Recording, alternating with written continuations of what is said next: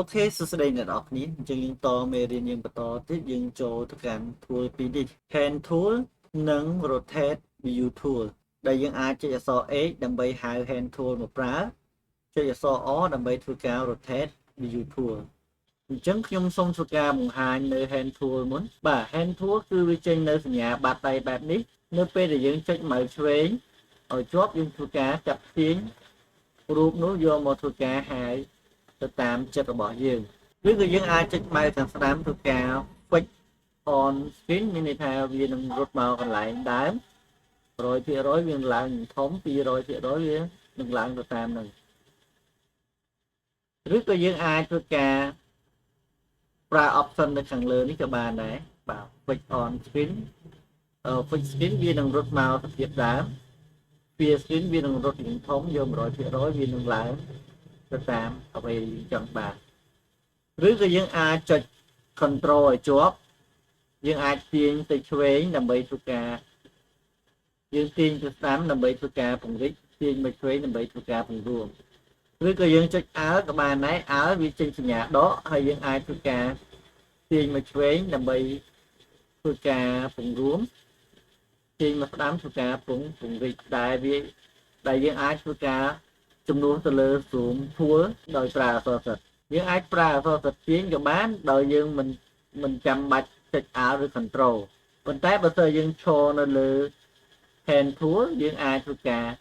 ចុច Control ឲ្យជាប់ទៅយើងអាចធ្វើការទាញបានដូចគ្នាណាយើងទៅមើលកន្លែងនេះមួយទៀតពាក់ព័ន្ធមួយ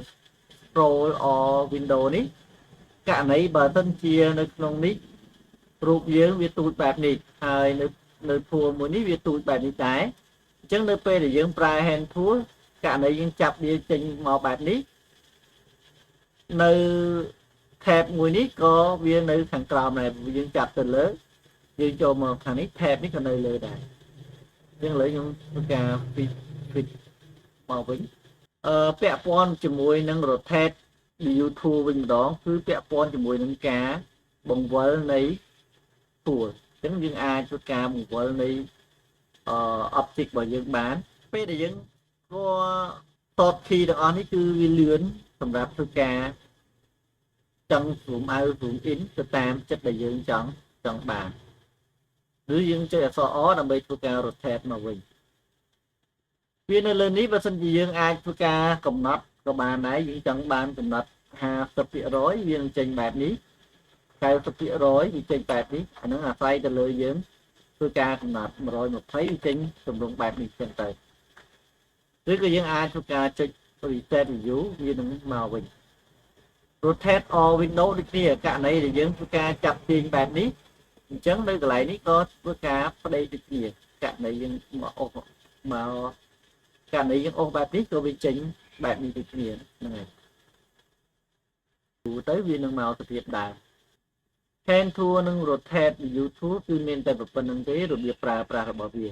បាទអរគុណច្រើនអញ្ចឹងជួបគ្នានៅវីដេអូក្រោយបន្តទៀតអរគុណបាយបាយ